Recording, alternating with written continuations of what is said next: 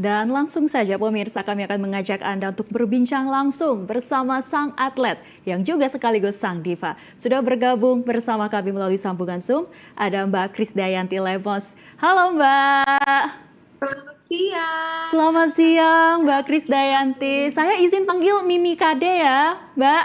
Boleh Mimi. Oke, Boleh. sebelumnya saya Boleh. ucapkan selamat atas raihan prestasi sudah membanggakan bangsa Indonesia di ajang World Kung Fu Championship. Suatu prestasi yang luar biasa nih Mimi Kade. Boleh dibagikan nih pengalamannya tampil di ajang tersebut, dan apakah ini jadi pengalaman pertama Mimi Kade di ajang internasional atau memang sudah ada pengalaman lain sebelumnya?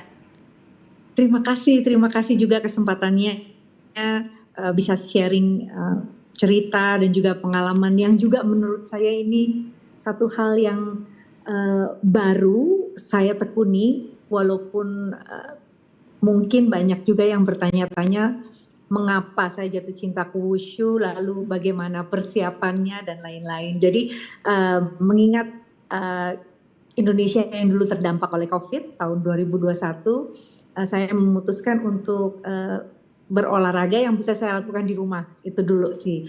Jadi ketika saya dapat coach perempuan dan bisa latihan tiap pagi dan sore, dan wushu sendiri itu, kalau dari wushu itu artinya seni bela diri atau seni berperang. Jadi karena dalam tekniknya banyak sekali gerakan-gerakan yang memusatkan pikiran untuk terus berfokus, lalu juga membutuhkan stamina dan energi untuk membentuk kelunturan. Dan karena memang saya dari muda kebiasaan olahraga, jadi sepertinya kok kayaknya badan cocok nih kayak kita latihan wushu. Karena itulah saya seriusin, saya berlatih terus, dan tanpa terasa udah 4 tahun. Tapi memang karena latihan saya pikir hanya untuk melatih stamina saya untuk di atas panggung, jadi nggak pernah berpikir juga saya akan ikut tanding. Walaupun saya tahu sebetulnya seperti dilakukan hari ini kan ada PON bela diri dan lain-lain.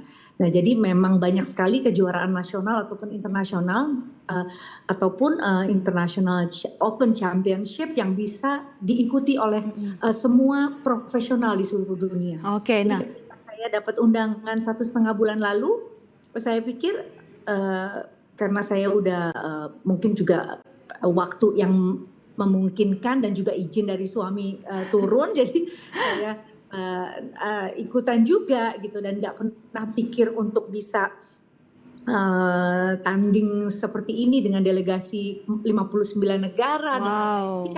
Jadi karena di wushu ini ada pertandingan yang menurut segmentasi dan klasifikasi. Jadi memang kalau di wushu ada veteran. Jadi memang pertandingan ini yang dikhususkan untuk saya dan juga atlet-atlet, ada 2 atlet profesional yang juga ikut di usia 40 sampai 56 tahun.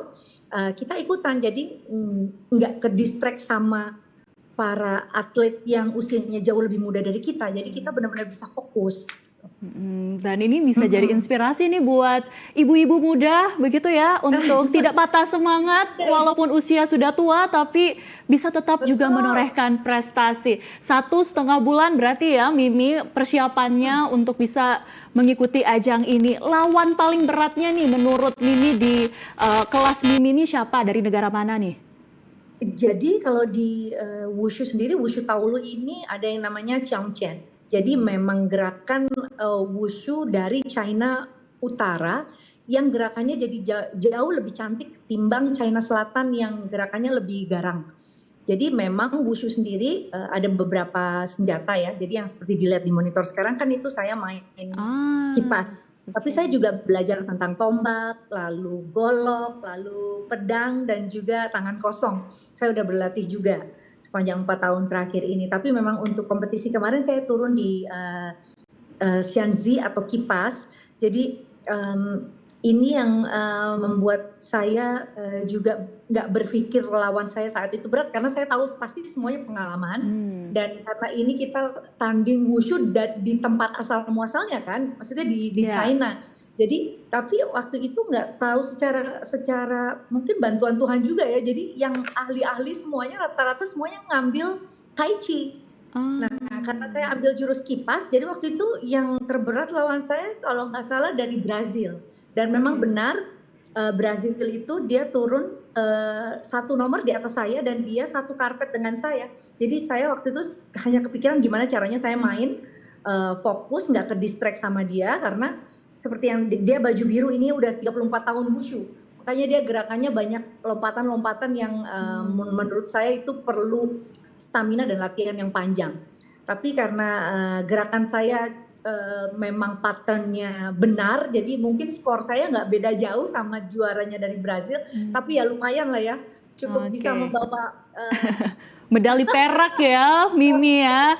Mungkin di next kesempatan, di kesempatan ajang internasional lainnya mungkin Mimi bisa mendapatkan emas sepertinya ya Mimi ya. Oke, Mimi, wushu ini seperti yang kita tahu memang olahraga di Indonesia yang tidak begitu famous ya, tidak begitu terkenal gitu. Populer. Dari kacamata pandangan Mimi sendiri, bagaimana Mimi melihat eksistensi olahraga wushu saat ini di Indonesia dan juga pembinaannya terhadap atlet-atlet kita? Cabang olahraga wushu memang menjadi satu konsistensi daripada atlet-atletnya ya. Saya juga sebetulnya khawatir karena kemarin pemenang juara medali perak untuk usia 16 tahun ada dari Jakarta, Ethan. Dia turun di 2 nomor dan di usia 16 dia sudah memutuskan untuk pensiun. Nah, artinya kan dari dia pribadi ataupun keluarganya tidak yakin apakah keluarga ini apakah cabang olahraga ini bisa menjamin kehidupan dia. Ya kan? Ada kekhawatiran-kekhawatiran seperti itu. Padahal kalau kita lihat dengan pembinaan yang baik dari pembinanya yaitu Pak Erlangga Hartarto, saya yakin sebetulnya kalau dengan pemerintah bisa mendukung seluruh cabang olahraga tanpa pandang bulu ya, semuanya bisa mendapatkan kesempatan yang juga baik, tidak saja pelatihnya tapi juga fungsi organisasinya dan juga pembiayaan untuk atlet-atlet cabang wushu bisa turun di kelas nasional dan internasional. Artinya kan kalau misalkan cabang olahraga ini mendapatkan cukup support dari pemerintah, harusnya kompetisi-kompetisi internasional bisa diikuti oleh semua atlet-atlet wushu yang ada di seluruh Indonesia. Bayangkan di Medan, di Lampung, di Jawa Timur dan Jakarta banyak sekali atlet-atlet wushu yang mereka turun dari usia latihan tuh dari umur 7 tahun dan bahkan kemarin yang usia 9 sampai 16 itu semua rata-rata dapat medali.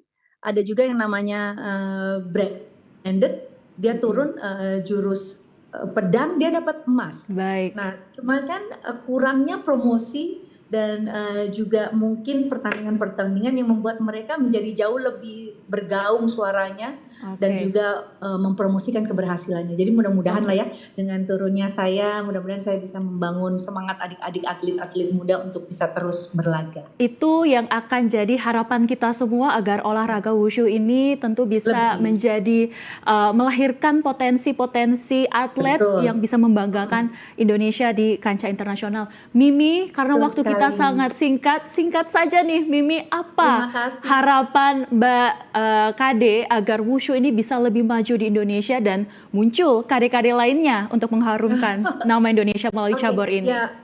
Ya, sebetulnya membangun semangat untuk meningkatkan olahraga menjadi satu budaya atau satu lifestyle dalam hidup kita sebetulnya penting karena kita bisa membantu diri kita untuk sehat kalau kita punya kemampuan dan kemauan untuk terus berlatih. Dan semoga bukan hanya wushu yang bisa maju, tapi semua cabang olahraga termasuk pencaksilat mudah-mudahan nanti bisa dimulai di Olimpiade depan. Jadi saya mendukung semua, mudah-mudahan dengan Menpora kita yang baru, olahraga-olahraga kita menjadi lebih hebat dan bersuara di kancah internasional. Amin. Terima kasih Mimi Kade sudah membagikan pengalamannya bersama kami di Garuda TV. Sukses selalu Mimi. Thank you, terima kasih semua.